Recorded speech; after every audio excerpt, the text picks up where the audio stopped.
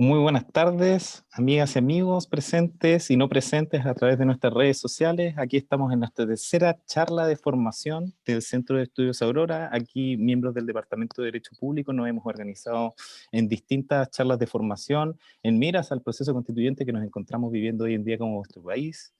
En esta tercera sesión nos acompaña don Fernando Atria, profesor de Derecho Constitucional, doctor en Derecho de la Universidad de Edimburgo y eh, candidato a constituyente, si me puede refrendar, don Fernando. Así es. Muy Hola, buenas mucho tardes. gusto de estar usted de nuevo.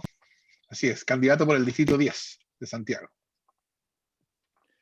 Y bueno, lo que nos convoca hoy en día en nuestra tercera charla de formación es la posibilidad de construir poder político democrático en la nueva constitución y las formas para llevar esto a cabo.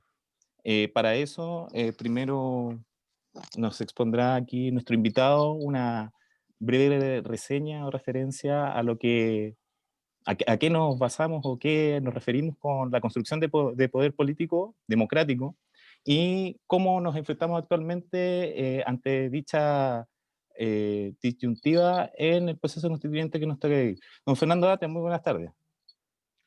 Muchas gracias, Pierre, por la presentación, la invitación.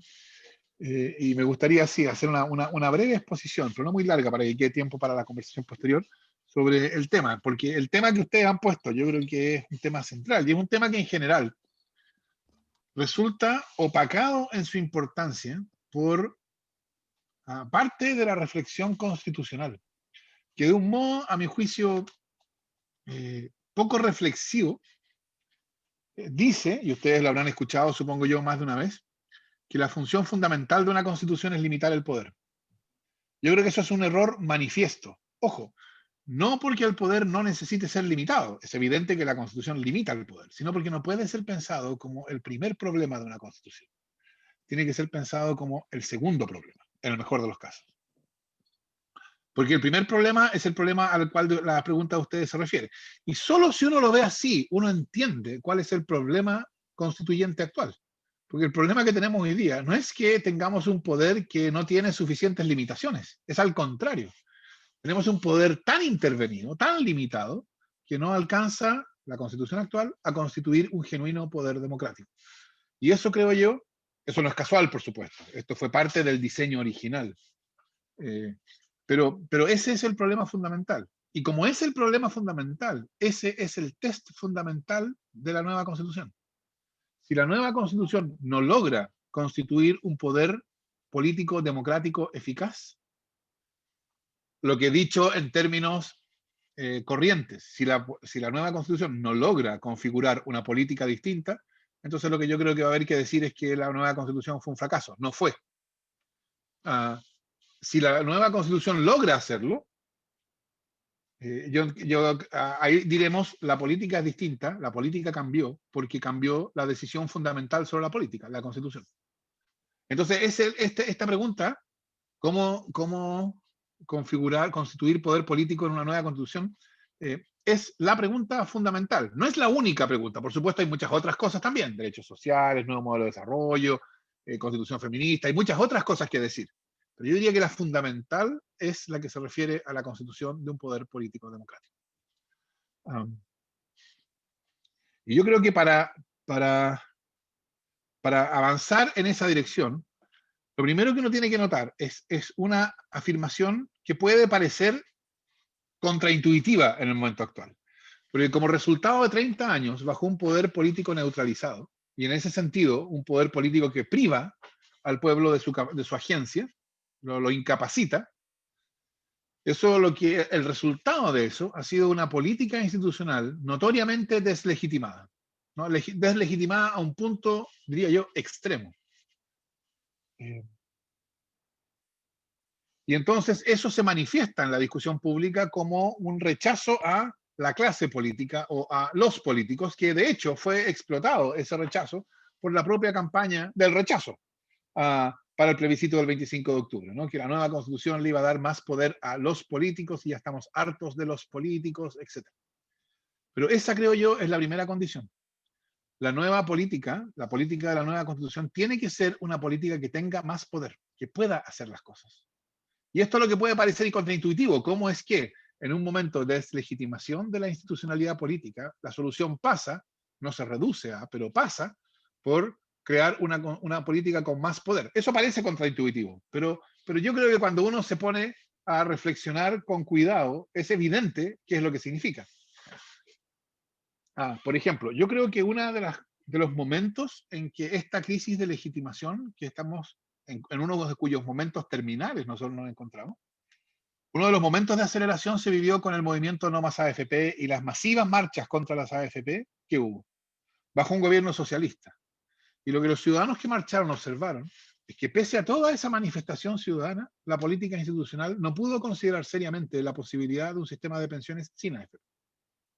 No es que lo haya considerado y lo haya rechazado, simplemente ni siquiera lo consideró. Y yo creo que eso es lo que, la interpretación de eso desde el punto de vista ciudadano fue, está claro que bajo esta constitución, bajo esta forma política, la cuestión de si habrá o no habrá AFP en Chile no depende en absoluto de nosotros. Es decir, nuestra, de los ciudadanos, opinión sobre si ha de haber o no haber AFP es entera y totalmente irrelevante. Y eso, por cierto, hizo su contribución a esa deslegitimación. ¿Y por qué era enteramente irrelevante? Porque yo creo que ese aprendizaje fue correcto. ¿Por qué la opinión ciudadana sobre las AFP es enteramente irrelevante?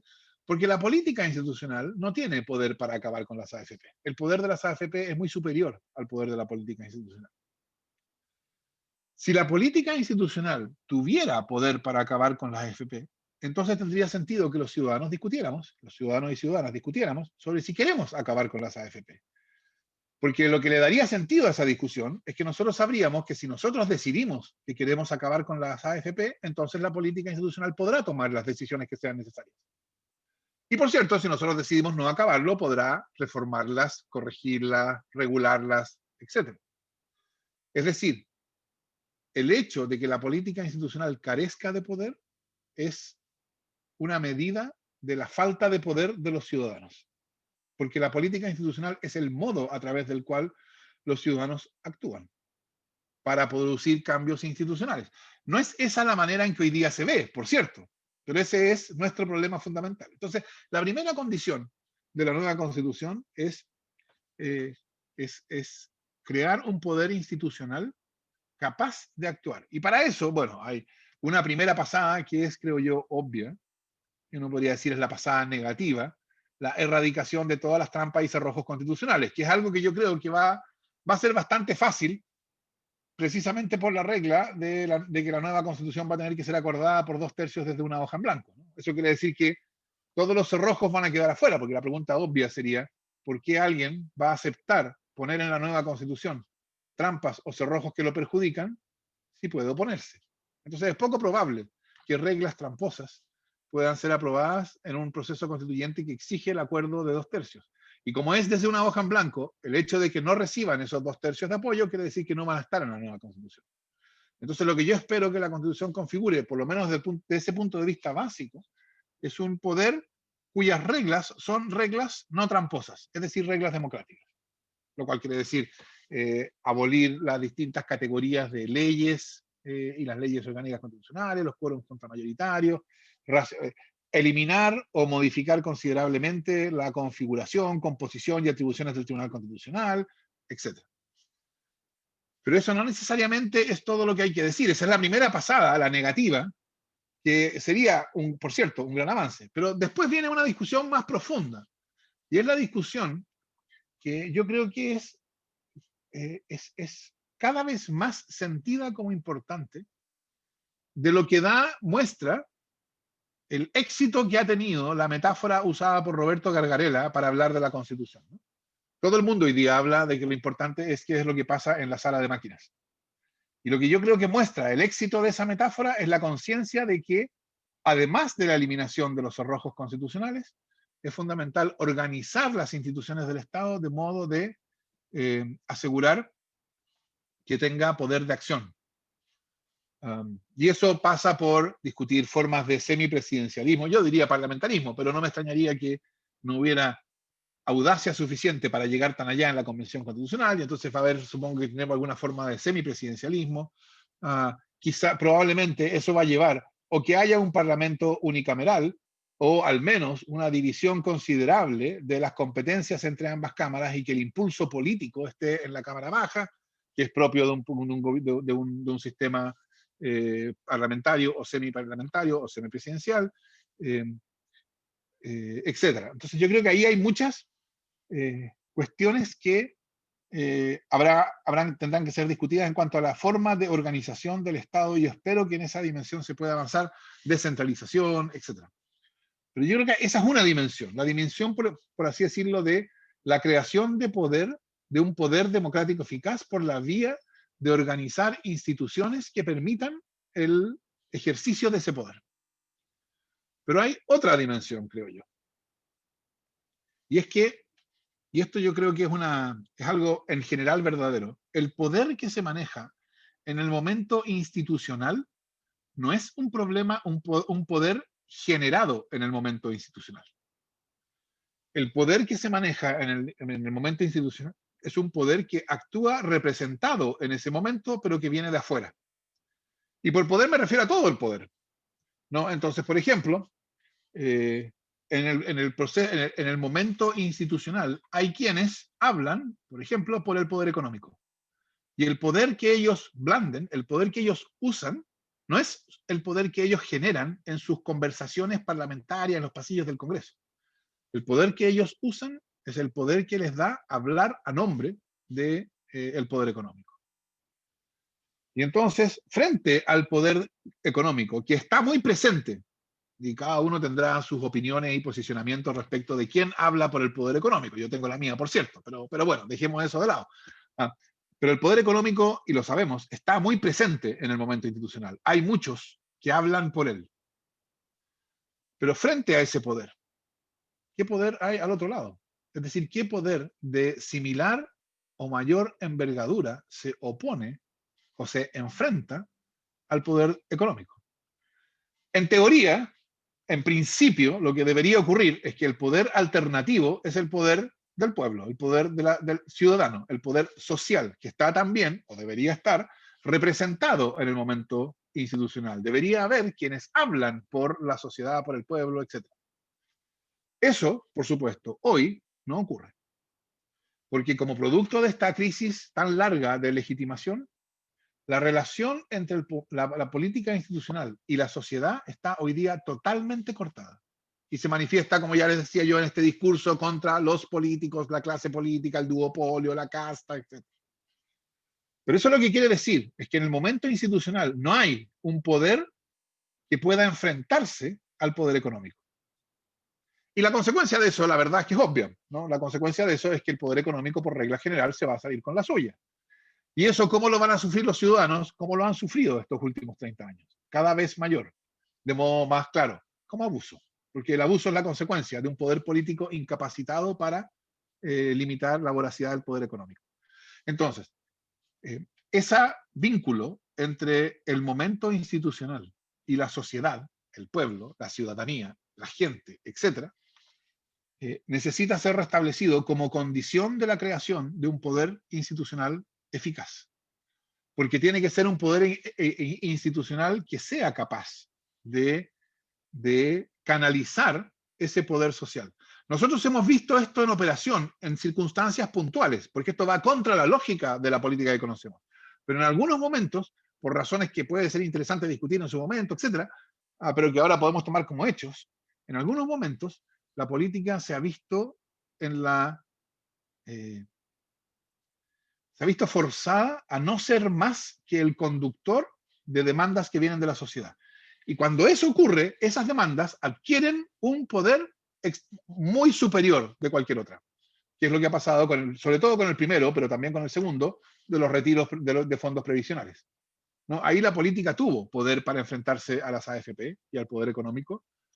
¿Por qué? Porque no era una demanda que se fraguó en la política institucional, era una demanda que venía de la sociedad, y entonces recibe ese poder. Entonces la nueva política necesita no solo tener una configuración institucional que le permita decidir, sino también necesita relegitimarse de modo tal que su relación con el pueblo y la ciudadanía esté restablecida, de modo que el poder que se ejerce en el momento institucional sea el poder de la sociedad, del pueblo. Y eso entonces, en esta segunda dimensión, hay la agenda, creo yo, tiene que ser una agenda de relegitimación. Y eso, bueno, ahí hay mucho espacio, yo tengo algunas ideas, pero no son, por supuesto, no cierran nada, pero yo pensaría que son todas ideas que van en la línea de darle realidad en la experiencia de las personas al principio democrático. Al principio democrático y la idea fundamental del principio democrático de que el poder viene del pueblo, de que el poder que se usa en la política es el poder del pueblo. Eso yo creo que hoy día, después de 30 años de esta constitución, no tiene ninguna realidad en la experiencia. Yo creo que los estudiantes de Derecho responden que la ley es una declaración de la voluntad soberana, no porque se la crean, sino porque saben que si no responden eso van a reprobar el curso. Pero yo creo que hoy día, en la vida, nadie cree eso. Y eso creo yo es la cuestión fundamental. ¿Cómo se recupera eso? Que es cómo se relegitima el poder institucional. Bueno, por un lado, con la primera condición, un poder que es eficaz y que entonces hace transparente para el pueblo que las decisiones fundamentales son de él. Y que entonces, por ejemplo, que la decisión de acabar con la AFP está disponible y que por lo tanto tiene sentido que lo discuta. Eso yo creo que contribuye a la relegitimación de esa política institucional. Y la otra cuestión son formas de participación. Y esas formas de participación son de todo tipo, ¿no? Y aquí habrá mucho que discutir. Formas locales de participación, presupuestos participativos, parlamentos comunales, etc. Ahí hay espacios para que el encuentro del ciudadano o ciudadana con el Estado en el nivel local contribuya a hacer realidad en la experiencia el principio democrático. Y también, por cierto, a nivel nacional. Por ejemplo, yo creo que las cosas serían considerablemente distintas si después de que nos enteramos el modo en que se dictó la ley de pesca, hubiera podido haber un plebiscito derogatorio de la ley de pesca. ¿No? Plebiscitos derogatorios yo creo que son mecanismos que le dan realidad al poder, a la idea democrática. Y otras formas de participación directa, se ha hablado de iniciativa popular de ley, se ha hablado de plebiscitos revocatorios, etc. Yo creo que hay mucho espacio para discutir distintas soluciones institucionales, pero yo creo que lo importante aquí, y con esto termino, es identificar las dos condiciones de un poder político eficaz, que es lo que tiene que satisfacer la nueva Constitución. Una es, por así decirlo, propiamente de configuración institucional, diseño como le dicen los norteamericanos, ¿no? De diseño institucional. ¿Cómo se diseña un poder con la finalidad de que sea un poder que pueda actuar eficazmente, en vez de lo que tenemos hoy día, que fue un poder diseñado con la finalidad de que no pueda actuar eficazmente? Y segundo, que ese poder que está diseñado para poder actuar eficazmente tiene el poder de hacerlo porque está legitimado frente a la ciudadanía y para eso se requiere formas nuevas y para nosotros hasta ahora desconocidas de participación y decisión ciudadana. Gracias. Muchas gracias, don Fernando. Me surge una duda y concretamente en lo relativo al momento constitucional que vivimos actualmente. Bueno, el estallido social, la revuelta de octubre, como quiera llamársele, dejó en evidencia una circunstancia preocupante en lo que dice relación con la precisamente legitimidad a la que usted hacía referencia. ¿Cómo se puede entonces construir un poder político democrático si es que en el fondo los actores, es decir, en el fondo la ciudadanía en la calle, actuando y reclamando por sus derechos, no ve o no encuentra un eco institucional a través de la cual poder conformar este diseño institucional al que se refiere? Bueno, yo creo que ese es el problema actual, lo que está discutiendo hoy día, creo yo. Porque todo lo que hemos estado hablando tiene un corolario obvio. Si hoy día estamos en una situación en la cual la idea democrática no tiene realidad en la experiencia, lo cual quiere decir, para ponerlo en otros términos, pero es la misma idea, que la idea de representación política que define a la democracia representativa no es vivida como verdadera, es vivida como falsa. Y esta es mi interpretación sociológica de lo que está pasando, ¿no? La idea de que los diputados representan al pueblo, yo creo que hoy día es una mera idea, es pura palabrería, puro discurso legitimatorio, no es realidad. Y entonces el problema, por cierto, es cómo la Convención Constitucional va a poder representar al pueblo de Chile si lo que está en cuestión es la idea de representación. Porque después de todo, la Convención Constitucional es otro cuerpo representativo. Por eso, yo creo que para el éxito del proceso constituyente es fundamental la discontinuidad entre la Convención Constitucional y la política de los últimos 30 años. Y esta discontinuidad, bueno, tiene varias manifestaciones. Por eso era tan importante la paridad. La paridad es una señal de discontinuidad entre la Convención y el Congreso. Otro son los escaños reservados. Los escaños reservados apuntan a lo que yo creo que es una de las deudas más groseras de la política de los últimos 30 años. Durante 30 años, esto ya estaba en el programa de gobierno de Elwin, el reconocimiento constitucional de los pueblos indígenas. Durante 30 años, está bien, en algún sentido podríamos decir 200, pero nos interesa ahora 30. Durante los últimos 30 años, ese reclamo de reconocimiento ha sido casi conscientemente ignorado, casi ignorado ex profeso. Mientras, por cierto, el conflicto se agudizaba, desde luego. Entonces, creo que la convención tenga escaños reservados es una marca clara o notoria de discontinuidad, ¿no? En vez de continuar desconociendo ese reclamo, la nueva constitución comienza con una afirmación de reconocimiento, que son los escaños reservados. Por supuesto, cómo se logran los escaños reservados habría sido importa mucho, habría sido tanto mejor que esto hubiera podido quedar zanjado hace meses. En fin, todo eso por supuesto no ayuda, pero yo creo que es muy importante que se logre. Y después vienen los dos problemas que están siendo discutidos ahora. Uno es quiénes van a ser los miembros de la convención. Y ahí está la cuestión de las candidaturas independientes, etc.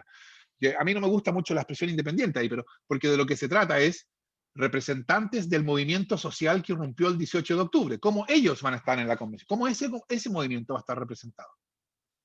Porque ese movimiento y esos dirigentes, esos voceros, etcétera, no miran a los partidos políticos. Porque los partidos políticos, desde el punto de vista de ellos, no son mecanismos de participación. Entonces, ¿cómo es que el camino que se abrió con la irrupción popular del 18 de octubre va a dejar fuera a la fuerza que lo abrió? Y eso es lo que se está discutiendo ahora a propósito de independientes. Si eso se soluciona de un modo adecuado, eso va a ser una nueva discontinuidad de la convención. Si no se soluciona de un modo adecuado, va a ser una muy dañina continuidad de la convención. Y el último problema, que yo creo que es simplemente el mismo de los independientes, pero por así decirlo, una vuelta de tuerca distinta, es cómo va a ser la convención. La convención, porque cuando esté ocurriendo la convención, va a haber una discusión constituyente en la convención misma, pero al mismo tiempo va a estar habiendo una discusión constituyente en todo el país. Y el punto central es cómo la discusión que ocurre en la convención logra ser vista por el pueblo como un reflejo de su discusión. Ahí el piso, por supuesto, son contra algunas sugerencias que ustedes recordarán. El piso es que las deliberaciones sean públicas, ¿no? Porque ustedes recordarán que hace algunos meses salieron unos diputados, presidente de la Democracia Cristiana y presidente de la Relación Nacional, nada menos, a sugerir que las deliberaciones fueran secretas, hasta 6 meses después de terminada la convención. O sea, yo creo que eso es una receta para el fracaso, precisamente por esto. Entonces, el piso es publicidad y transparencia. Esa es una condición necesaria, pero no suficiente. Yo creo que sobre el piso hay que pensar en cosas, preguntarse cómo los convencionales van a rendir cuenta en sus distritos, van a ir a sus distritos a conversar sobre la nueva constitución. ¿Va la convención a recibir audiencias de organizaciones sociales, etcétera? ¿Va a salir del lugar donde está a conversar con los ciudadanos y ciudadanas, etcétera? Todo ese tipo de cosas que pueden marcar la discontinuidad entre la representación formal a la cual estamos acostumbrados en los últimos 30 años y una representación de verdad, yo creo que van a terminar haciendo la diferencia. Si la convención es simplemente vista como una reproducción de la política que conocemos, entonces la posibilidad de que sea vista como lo mismo de siempre y que con consecuencia que el plebiscito de salida no sea el pan comido que todos esperan que sea, es alta. Sí. Don Fernando, una duda y en relación con estos elementos de continuidad y discontinuidad institucional, ¿cómo podría en el fondo explicarse la inclusión de esta ya tan comentada regla de los 2/3 y de la hoja en blanco en la tónica de, en definitiva, perpetuar el sistema institucional actual, en el sentido de que, claro, al parecer, por parte de los mismos de siempre, se intentó configurar como un mecanismo para poder asegurar determinados contenidos en la nueva Carta Fundamental. Sin embargo, al parecer, no hubo suficiente coordinación por parte de dicho sector al establecerse que en el fondo el quórum para poder establecer contenido es el que se determina y no a su vez como lo que vivimos hoy en día, que se requiere dicho quórum para poder en el fondo modificar la ya establecido. No, ¿Cómo exacto, como que entonces le se salió el explica tiro por esa... la culata. Bueno, a ver, yo creo que el quórum de los 2/3 no, no es el mejor. O sea, yo no lo defiendo como la solución ideal, ni mucho menos. Porque es un quórum tan alto que arriesga que el proceso se tranque. Yo no creo que se vaya a trancar, por lo que voy a decir a continuación, pero aunque yo creo que eso no va a pasar, sería absurdo ignorar esa posibilidad. Eso puede pasar, se puede trancar, porque hay un tercio que veta. Entonces, si eso ocurre, bueno, entonces no va a haber nueva constitución. Pero si no hay nueva constitución, eso no quiere decir, contra lo que ustedes podrán haber visto en algún video que anda circulando de Pablo Longueira, eso no quiere decir que vamos a volver todo a vivir en el 17 de octubre, cuando este país era un oasis, en tranquilidad bajo la Constitución de 1980. La Constitución de 1980 ya fue desahuciada por el 80% de los votos. Hoy día esa Constitución es tolerada porque estamos en ruta de salida y tenemos un camino de salida, que es el proceso constituyente.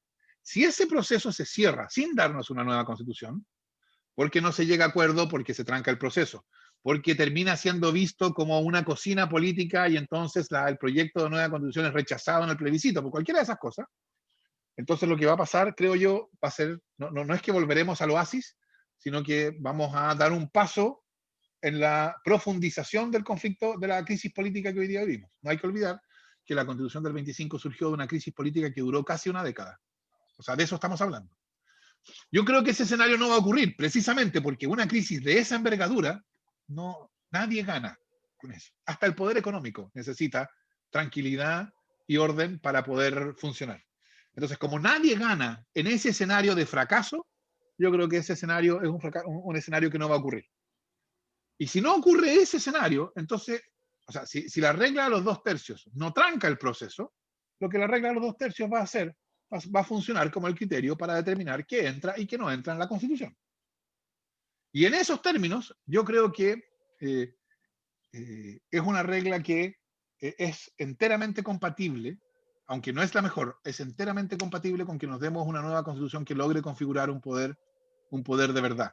Precisamente porque no va a poder, es una regla incompatible con una Constitución tramposa. Una Constitución tramposa es la consecuencia de que la Constitución puede ser dada por unos unilateralmente e impuesta a los otros, como surgió la Constitución de 1980. Así surgió. Dado ese modo de origen, sería bien improbable que no fuera tramposa. Esta no va a tener ese modo de origen y entonces no va a ser una constitución tramposa. Y eso lo que quiere decir es que va a configurar una política que va a poder actuar. Ahora, ¿por qué? Tú me preguntas, ¿no será que se equivocaron? Yo creo que sí, que se equivocaron. Yo creo que la UDI en particular se equivocó. Yo creo que ellos no entendieron la diferencia entre 2/3 desde una hoja en blanco y 1/3 de la reforma. De hecho, eso lo dice, entre líneas, el propio Pablo Longueira en el mismo video al que yo hacía alusión. Entonces, ellos se equivocaron y los otros lo aceptaron porque vieron que había una posibilidad real. Así que independientemente de cuáles son las representaciones mentales de cada uno de los actores, el resultado es, tenemos un proceso constituyente que tiene una regla que nos permite darnos una nueva constitución. Entiendo. A Benjamín Valladares. Voy a ser breve en honor al tiempo, pero tengo que hacer un pequeño diagnóstico para darme a entender lo que estoy viendo. Bueno, primero, yo concuerdo totalmente con Fernando de que a mí no me impresiona la incapacidad, tengo que decirlo, de los profesores incluso está en nuestra propia escuela, en no tematizar estos temas y que pase pase de forma desapercibida, por ejemplo, que la Constitución del 80 haya muerto y que lo que ahora, por así decirlo, es la unidad política, yo creo que es el acuerdo del 15 de noviembre, que es una especie de unidad política transicional o dilatoria, como que sale en el sentido que Schmitt pensaba la Constitución de Weimar, pero y eso significa que las instituciones representativas ahora son puras formas jurídicas. O sea, el Congreso la Presidencia de la República, no están dotados, creo yo, de sentido representativo. Y eso es importante pensando en la Convención, yo estoy de acuerdo con Fernando en el sentido de que ahí está la posibilidad de ver si la democracia representativa, o al menos las ideas que la animan, son capaces de ser restablecidas. Ese es el primer paso. A ver qué pasa los primeros meses ahí. Cómo rearticulamos la idea de representación. Ahora bien, dicho eso, yo miraba con cierto entusiasmo ideas como las que tenía Fernando en la forma del derecho de ver la democracia, no como, o la idea democrática no como una idea realizada ahora ya, sino manteniendo un cierto telos de, por así decirlo, purgar en sí mismo las ideas que son deficitarias en la experiencia democrática actual, y eso nos daba sentido y algo de esperanza escatológica, por así decirlo. Eh, pero lamentablemente cada vez me veo más inclinado a pensar de que no es posible de recomponer la democracia representativa como mecanismo legislatorio. Y yo lo que observo, y te lo comento Fernando, tú por favor cuéntame qué opinas, que siento que está tensionado la democracia representativa por dos lados. Por un lado, por el presidencialismo.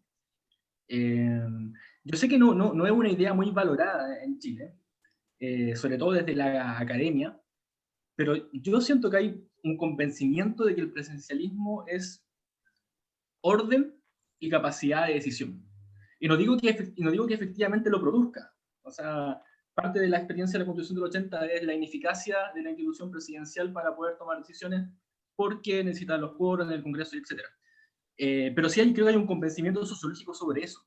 Y eso es algo transversal, tanto lo que uno podría denominar la gente más cercana al conservadurismo, con la idea de orden sobre todo, y por la izquierda con la idea de decisión. Aunque yo diría y agregaría ahí que lo peculiar de la experiencia chilena con el presidencialismo, a diferencia de la latinoamericana, es que no ha sido una institución en el sentido populista, como por ejemplo lo diría Lacrau, por ejemplo.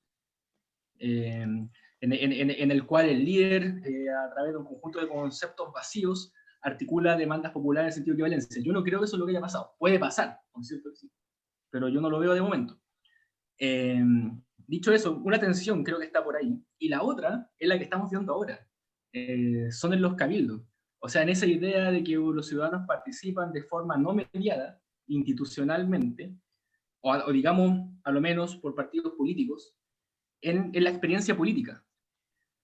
Y hay algo más peculiar, me da la impresión, de lo que yo puedo observar en los cabildos, que se conforman de una forma discursiva como las redes sociales.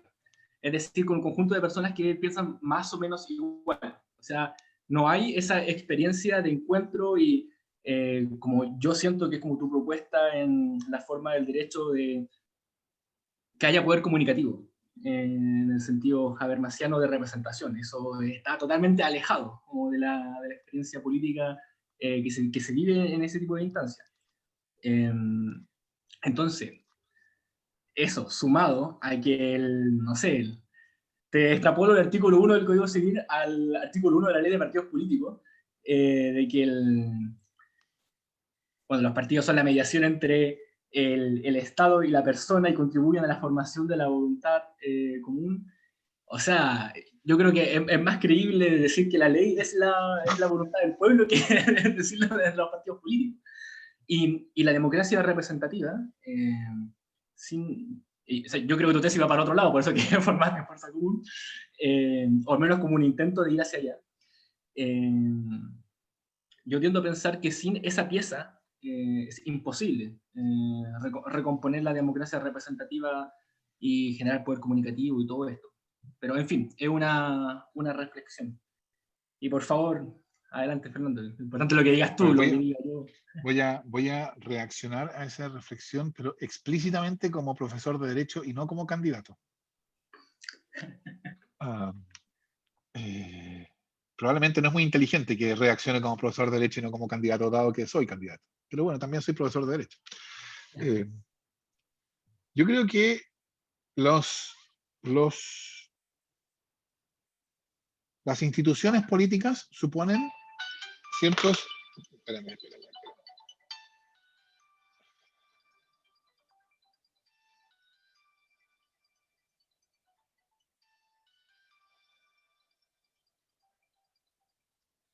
Las instituciones políticas suponen ciertos principios. El principio de la democracia representativa es la representación política. El principio de la monarquía era el honor del monarca. El rey no es como yo. Cuando el principio del honor del monarca caducó, en el sentido de que sociológicamente empezó a ser visto como una tontera, de que por cierto el rey es como yo, entonces la monarquía como forma política caduca también. No caduca en el sentido que desaparece instantáneamente, caduca en el sentido que se queda sin contenido y entonces es reemplazado por otro. Y de hecho, esto es bien importante, la forma política monárquica, que había sido la forma dominante en Occidente por siglos, simplemente caducó el siglo XIX. Y entonces no hay ninguna razón para pensar que las formas políticas que conocemos son eternas. Entonces yo interpreto lo que tú dices como que tú me estás diciendo los supuestos de la democracia representativa ya no son sociológicamente plausibles, y como no son sociológicamente plausibles, estamos en un momento en que a la democracia representativa o al principio democrático le está pasando lo mismo que le pasó al principio monárquico durante el siglo XIX, está caducando. O sea, eso perfectamente puede ser lo que está pasando. De hecho, yo diría, esta ya sería mi interpretación ya mirando al futuro, que si eso fuera así, el principio que viene es el principio populista. Es una idea de representación inmediata.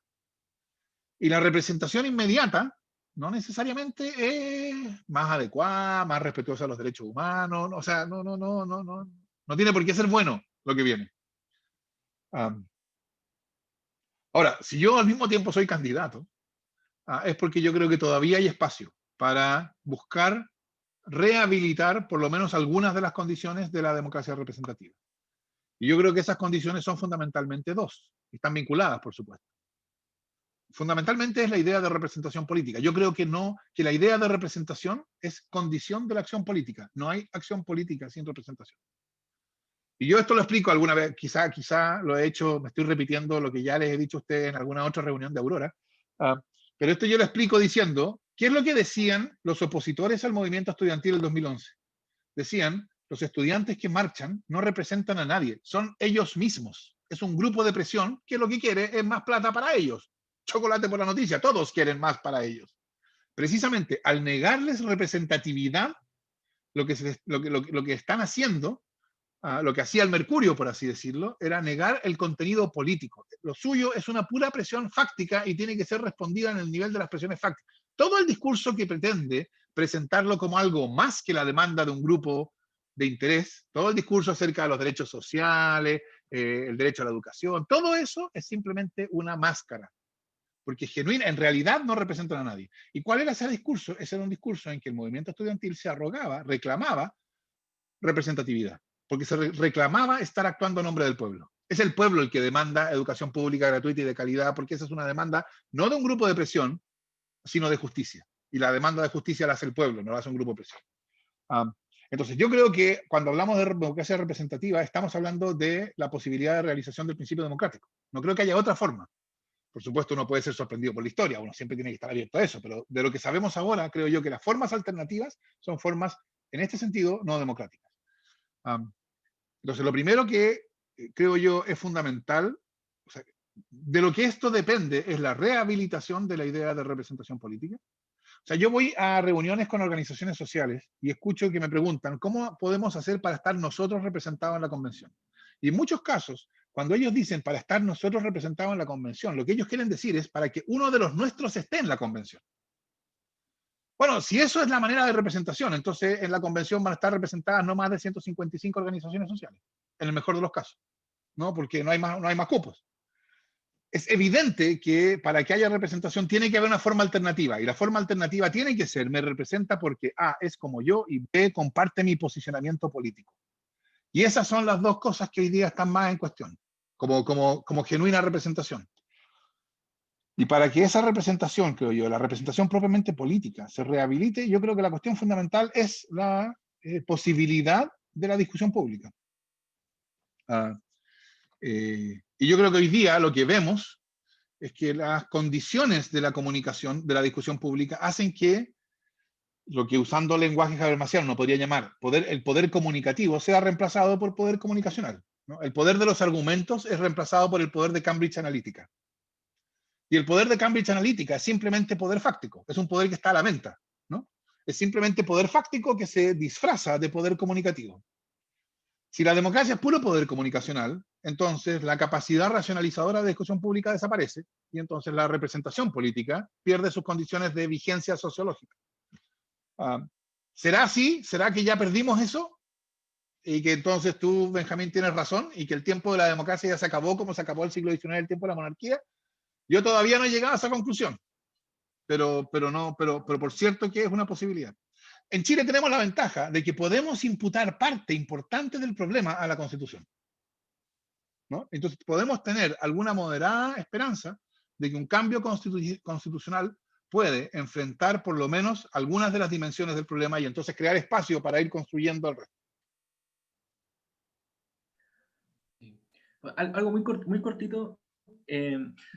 Yo tendería a pensar como una persona que identifica el problema. Entonces, si tú ves que a poco andar de la convención, siendo electo candidato, o sea, como constituyente, ves que no es posible realizar la idea democrática, la representación y todo lo que tú nos cuentas, Fernando, ¿estarías dispuesto a pensar formas ingeniosas, por así decirlo, para articular poder político?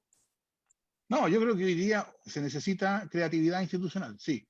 Ahora, lo que pasa es que yo creo que esta no es una cuestión de teorías, ¿no? Porque la acción política, la acción política cambia las condiciones. O sea, la acción política tiene la posibilidad, y este es un tema reiterado una y otra vez por Hannah Arendt, ¿no? La acción política siempre contiene en sí la posibilidad de un nuevo comienzo, de que las cosas como venían, o sea, la acción política no es simplemente el desenvolvimiento de las condiciones previas. Y por lo tanto, puede significar la apertura de oportunidades que antes de ella no se veían. Entonces yo creo que en términos políticos, no en términos académicos, en términos políticos, la posibilidad de la recuperación de la democracia no es una tesis, una tesis, digo esta palabra con cierto temor porque puede ser tan mal utilizada, pero es un acto de fe, ¿no? Uno actúa bajo el supuesto de que la acción tiene sentido porque eso es posible. Y la acción, entonces, puede hacerlo posible, porque si no, entonces no actuaríamos políticamente.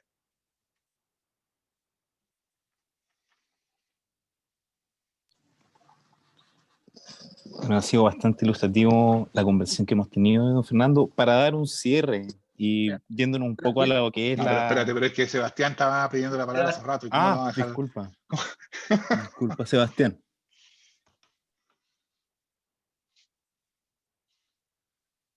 Estás muteado, Sebastián. Aló. Hola, ¿qué tal, Fernando? Hola. Mis consultas, yo no soy abogado, así es que no... Pero tengo dos consultas. Una es, ¿qué pasa si la constitución que se produce es muy ligera? En el fondo no cambia la institucionalidad por ser tan ligera. En el fondo, esa es una consulta. Y la segunda es, desde mi ignorancia, yo no sé cómo se organiza la convención misma. Es decir, cuál es la metodología de trabajo, quién decide qué. Eso lo decía la propia convención porque también eso puede conducir la convención hacia un lugar u otro. ¿Cómo se organiza? Por cierto. Esas son mis consultas. Espérate, la primera era... ¿Qué pasa si es muy ligera la sí. constitución que produzca? Sí. Bueno, esto de que la constitución sea ligera puede tener dos sentidos. Uno es que sea ligera en el sentido de que no sea... de que no logre transformar la política, porque no logra crear un poder político democrático eficaz. Yo ya dije lo que yo creo que eso significa. En ese sentido de ligera, eso significaría fracaso del proceso constituyente. Significaría que la política del día después va a ser la misma que conocemos, y entonces 3 días después de la promulgación de la nueva constitución vamos a mirarnos alrededor y vamos a decir como todo sigue igual. Y eso lo que va a hacer que la crisis no se soluciona. Y lo que viene después de esto no lo voy a decir porque después alguien lo va a sacar y va a poner un video de 30 segundos. Porque si la crisis no se soluciona, yo diría que cualquier entendedor entiende lo que va a pasar después. Ahora, yo creo que eso es bien poco probable que ocurra. Porque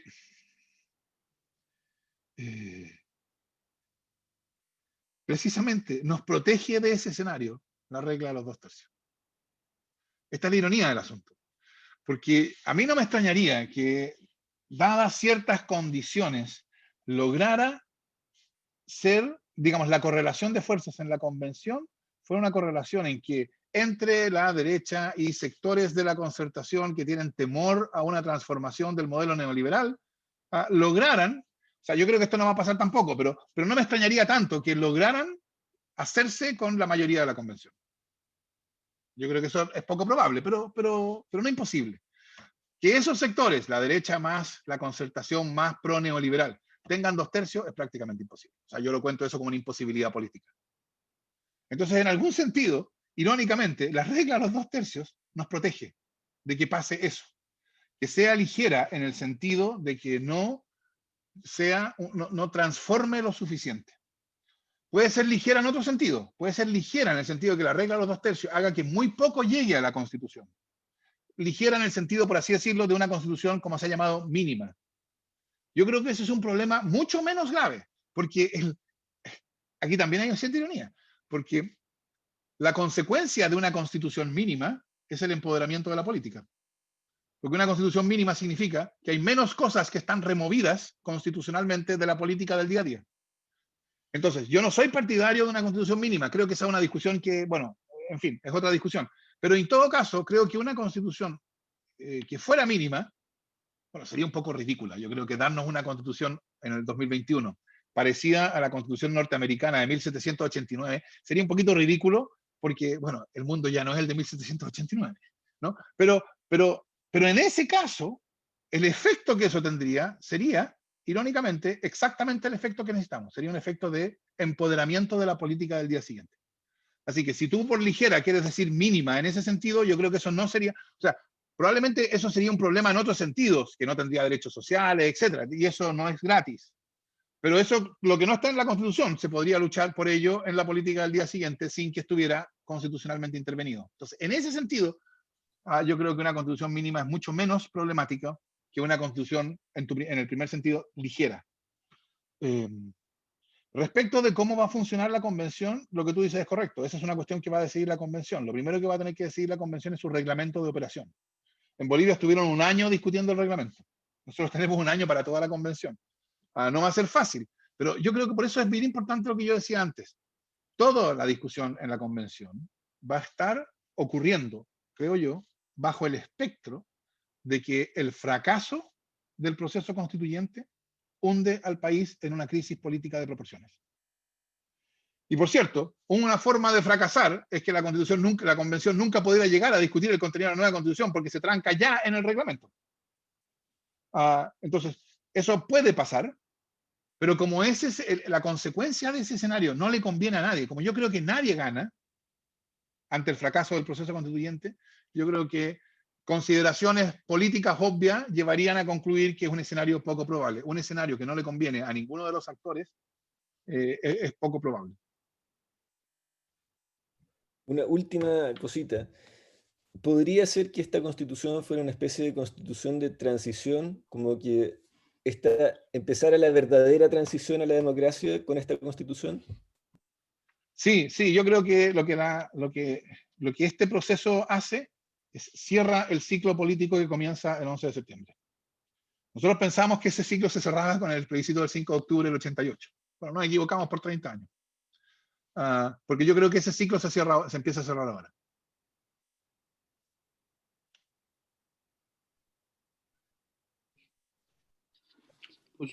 Bueno, a nuestros distinguidos asistentes e invitados, les damos muchas gracias. Creo que por tiempo nos hemos excedido, pero bueno, agradeciendo muchísimo la presencia aquí de profesor y candidato don Fernando Atria. Y bueno, en definitiva, los queremos dejar invitados a nuestras próximas sesiones de formación. La idea es que podamos debatir ampliamente estos y muchos temas más que son atingentes al momento constitucional que estamos viviendo. Así que nada, pues, muchísimas gracias, don Fernando. Desde Centro de Estudios Aurora, el Departamento de Derecho Público, le agradecemos su tiempo. Y bueno, en definitiva, los dejamos invitados para una próxima sesión. Y nada, pues a informarse, a participar y a no quedarse al margen de este momento histórico que estamos viviendo todos y todas. Bueno, muchas gracias al Centro de Estudios Aurora por la invitación. Y bueno, nos seguiremos viendo, supongo.